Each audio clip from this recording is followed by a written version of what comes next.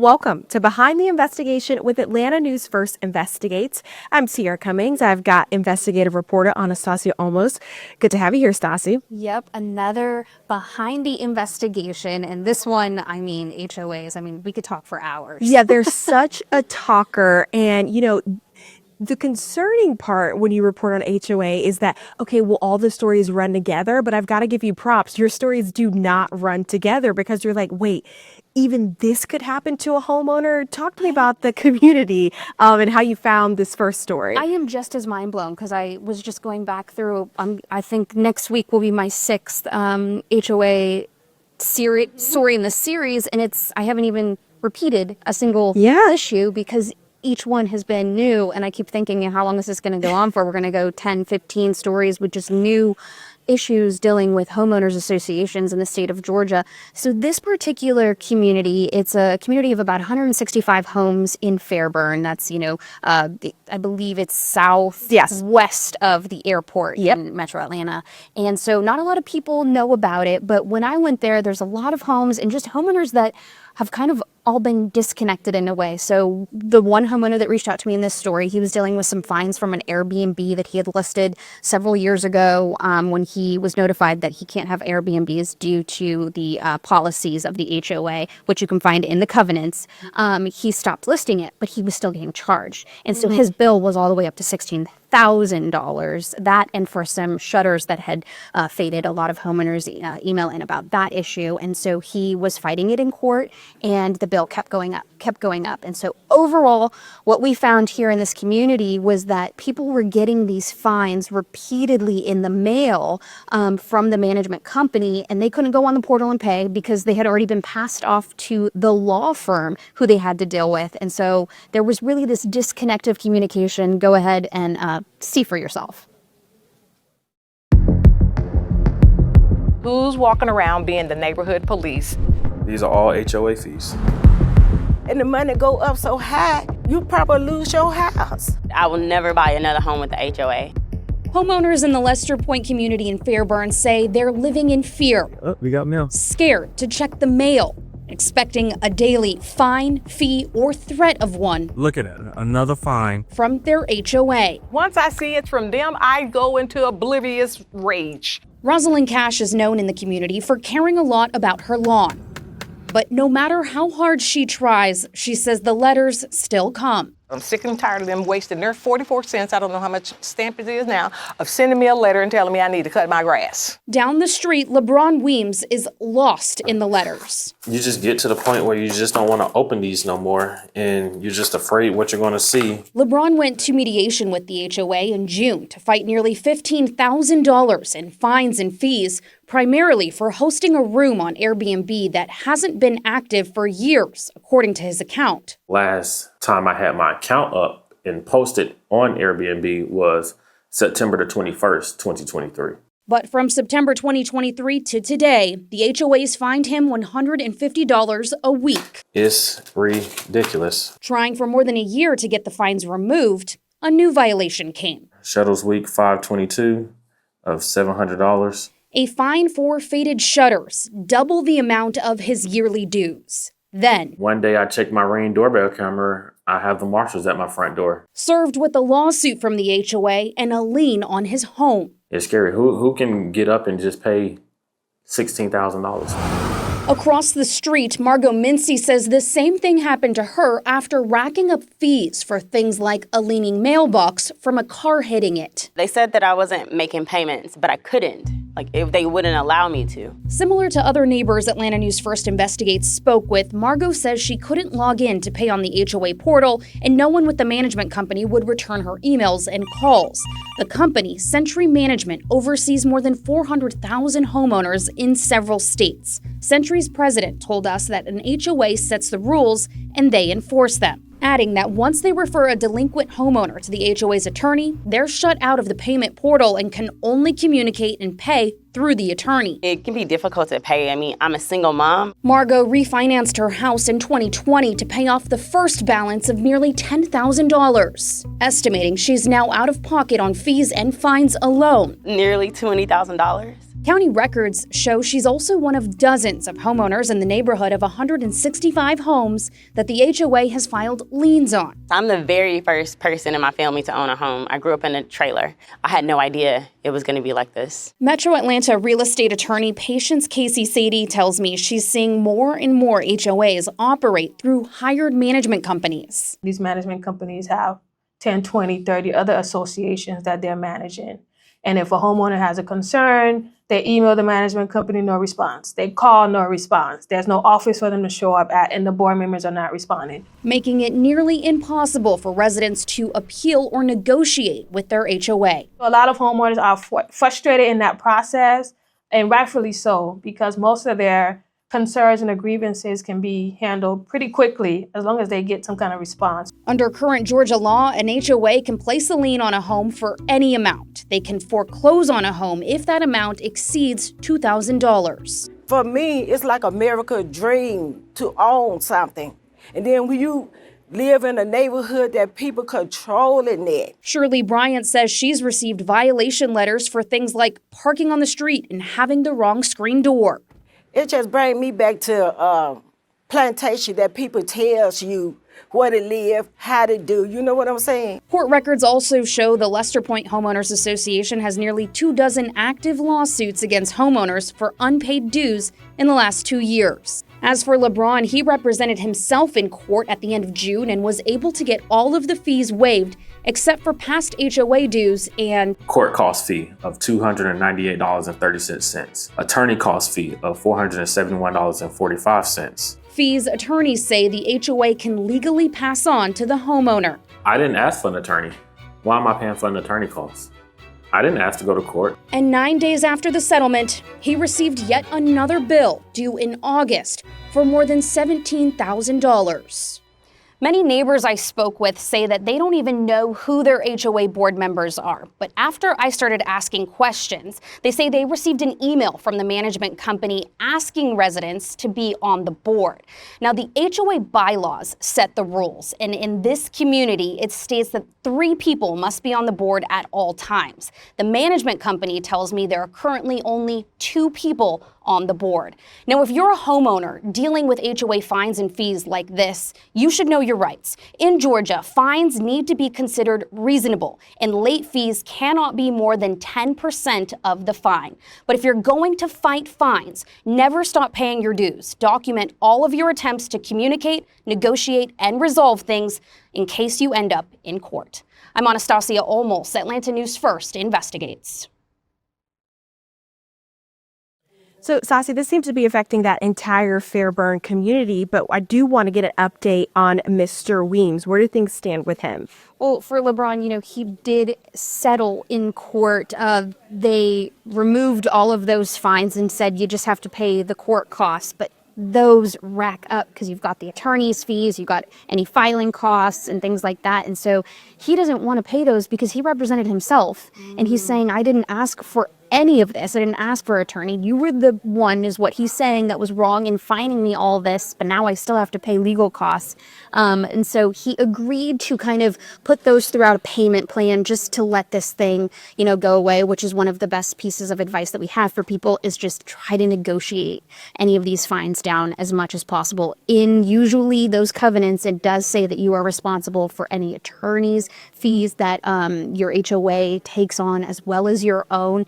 And you can even pass that down through all homeowners through their assessments and their dues throughout the year. So really just try to negotiate down as much as possible. As of right now, LeBron is still waiting for his HOA's management company to adjust his ledger. So when I reached out to the lawyer and I said, what's going on here? He explained that in general, people are passed to them when they're, past due. And so they then communicate with the property management company and say, they're good, they're paid, we've figured it out, here's a settlement. But then there's that waiting time of making sure that it all trickles down, but yet the mail keeps coming. We always talk about pulling back the curtain here. And one of the conversations that comes up often in our industry, but with our viewers, is like, how do you decide you're going to do a series on something? And I think this is a really good example of that. We often don't set out to say like, hey, I want to do an entire series or an entire project on XYZ. Yeah. Oftentimes we get a tip from the audience, our viewers. We start working on that story, and then we continue to pull the thread. We keep digging, we keep being nosy. And that's exactly what happened for the continuation of this story. You decided to use the tools in your toolbox and look further into this community, and that gave birth to another story, right? Right. And so, this particular story focused on the issues that people are facing with management companies and in law firms. The attorneys sending out these notices saying, meet me in court. This is a judgment. This is what you owe. In this particular community, they are not necessarily foreclosing on any liens that they're filing. We're seeing the lien, and then as I was going through the court documents, to prove how many lawsuits are in this community, counting how many liens are in the community, I saw something called a financial garnishment. And as we know, that an HOA can go in and basically take from either your bank account or your paycheck, which is something I recently heard of, right? I knew I wanted to do an angle on this. I just wasn't sure what community and who the characters would be just yet. We'd had people reach out but didn't want to go on camera, and of course, we're TV news. But for this situation, I started seeing Atlanta Public Schools on the docket there, where it said financial garnishment of Atlanta Public Schools. And I thought, these are teachers. Let me start Googling these names. So I copied and pasted a couple names into Google, and a GoFundMe came up. A GoFundMe for a cancer patient. And it said Fairburn, Georgia. And I said, I bet you this is the same person. I jotted down the address, and we were out there just shooting them. I believe it was for the story that was airing possibly that day or that week. And I said to my photographer, who I get sometimes, he was like, can we stop by this house and knock on the door? And he's like, okay, yeah, sure. So I knock on the door, and sure enough, this woman is battling stage 3 blood cancer, and she said that the HOA had cleared out her bank account. And I said, when are you available for an interview? Here's the story. Ayanna Fuller loves her job. Oh, I drive the school bus. It's the one thing that makes her light up like this. Though her doctors say she should be taking it easy. They give me 3 years to live. Just 3. Discovering she had a rare blood cancer about 2 years ago. I'm not going to stop. I can't stop. She can't stop Bills, bills, bills. because the bills don't stop. When they told me, oh, well, you're supposed to go on disability. Don't go to work now. Then I'm like, well, wait a minute. I'm keeping my house. Ayanna bought her home in the Lester Point community of Fairburn, Georgia in 2007. What did it mean to you to be a homeowner? Oh, my God, you going to make me cry while you on the achievement. I came from born on the projects. I was just so proud of myself. I finally did it. After her diagnosis in 2022, Ayanna went on family medical leave at work and made calls to her loan providers and her homeowners association asking for deferments until she was better. I had extensive chemo that first year causing stage 3. So I couldn't work. I was kind of worried because I knew they could take my house. Ayanna says with proof of her treatment, the banks deferred her house and car payments, but she says the HOA still required dues at $350 a year, and the fees began stacking up. So I said, okay, let me pay y'all at least $50 or $100 a month. November, I got real sick again, and I had to go back into the hospital, so I couldn't go back to work. Ayanna says once she fell behind again, They took all of it. she received an alert from her bank. The HOA's lawyer garnished money from her bank account. When you saw that, you were in bed? I was in bed sick. I had just came from chemo, matter of fact. $828.54 and a $125 legal fee, overdrafting her account $855. It made me feel empty. Like, I'm already going through this. We couldn't find contact information for the HOA, but the management company they hired told us that they enforce the HOA rules. And once a homeowner owes money, they must then pay through the HOA's lawyers. That's the Dunlap Gardner law firm. So we called. Is there any sort of means for people that are struggling to pay their bills to try to ask for payment plans or anything like that? Attorney Wes Dunlap declined an on-camera interview, but told me over the phone that they're always willing to negotiate and set up payment plans if the HOA board approves. Court records show Ayanna is one of 10 homeowners in the Lester Point community with financial garnishments from January 2023 to June 2025. To do a garnishment, you first have to get a judgment from the court. It's a legal option for HOAs to collect debts, but Atlanta real estate attorney Randy Williams says sometimes HOA board members aren't involved enough in the entire process. Property management companies do make it too robotic. This is what they asking for now. In July, Ayanna received a bill from the management company for nearly $1,400, due August 1st. I don't know what I'm gonna do now. I have learned in counseling not to overthink things because I get too mad, I get sick. The management company and the lawyer could not comment on Ayanna's case. Man, Stassi, this story resonated with so many people. Similar to a lot of our HOA stories, it was a talker, a clicker, but this really tugged at people's heartstrings. What's been the reaction? I know we've gotten some emails, people really wanting to help Miss Fuller. Man, that is the best thing you can get out of a story is people not just reaching out with, similar issues, then you can continue your reporting, but people that actually want to help because, at a certain point, we're just telling the story and that's not like I can, have the funds to help somebody dealing with this, but we've had several people reach out asking for her GoFundMe. And then even one person, reached out and said, I want to cover her bills. I want a HOA dues that she owed and everything at the lawyer. And I called her and I said, I didn't say, people want to pay for everything. I said, let's figure out what you owe. Let's, figure out what this $1,300 bill is that you just got in the mail. Let's figure that out because it sounds like some people do want to help you. So I waited a couple days before I reached back out. I actually had her get back with the lawyer who she'd never spoken to. There was some disconnect when she would call the office and she would say, I spoke to X person, but that wasn't the lawyer. It was someone in his office. And so this call she had recorded so I could listen to, and she kept asking for him over and over again, and just, trying to get to the source of who she could talk to get an answer. And she did end up getting an answer that the ledger was not updated. It still included what they had already taken out of her bank account. And that's what's frustrating for these homeowners getting these bills in the mail.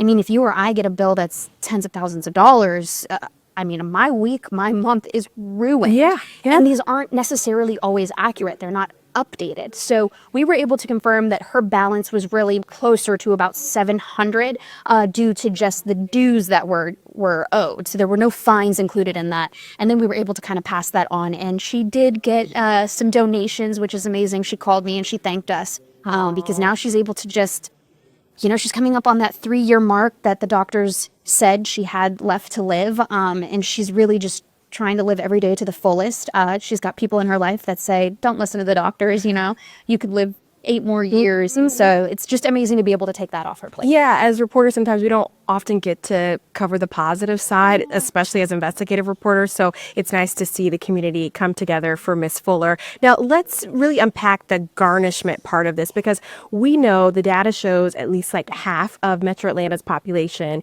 is comprised of renters. So there are some people that just have not been a homeowner before and they're listening and watching this story and shocked. I mean, I myself was shocked. This is completely legal to be able to garnish from people's wages, right? I mean, so when you go through the legal terms of it, it's basically you go to the court and you say this person owes, so therefore please give us permission to either take from their paycheck or say they're a small business owner or whatever, or from their bank account. So you go through, X bank. And so the judge will say, okay, I see that they owe this, and okay. And it doesn't matter if it's overdrafted. That's kind of also what's mind-blowing. It's scary. Her account was overdrafted.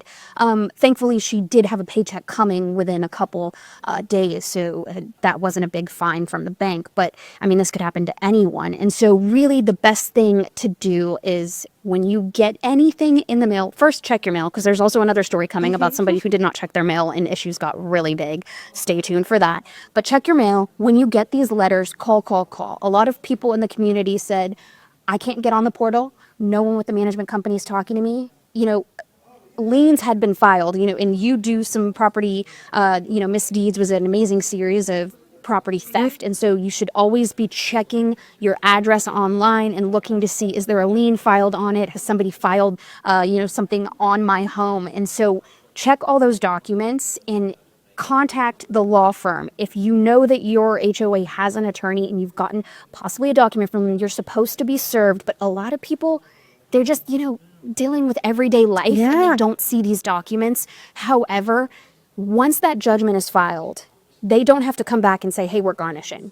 They don't have to. Once the judgment is approved that you owe this, they can keep going to the court and saying, we need to garnish wages every month. We need to do X, Y, and Z. They don't have to tell you they filed a lien. So the best thing to do is just communicate with anyone you can. If you can't reach your property management company, try to see who their representative, their attorney is. And then, as we mentioned earlier, negotiate. Try to figure out, what are the fines for? Can you get them down? Explain, in this situation, a payment plan, and then calling and saying, I have no money this month. I'm in the hospital. Can we please, defer this payment? And just try to communicate as much as possible. We've talked about it some, but I certainly want to include this in this particular installment of your series. There are some HOAs where homeowners have no issues. I used to live in an HOA community, so we're not saying that HOA run the other way. We're not necessarily saying that. But for the viewers and the listeners that do live in an HOA community in their concern, what are some of those just top-down aerial view takeaways? I know we've chatted about it. Documentation. That it can be summed up to documentation, right?